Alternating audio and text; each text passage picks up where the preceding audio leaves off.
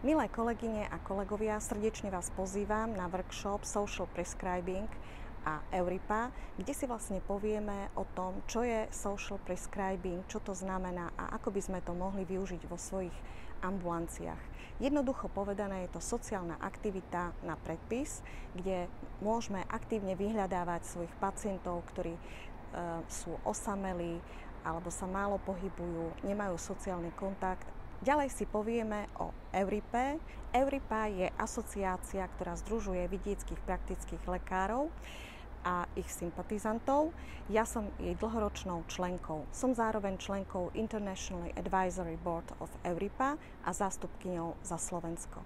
Týmto by som vám chcela predstaviť jej možnosti a účasť na jej aktivitách.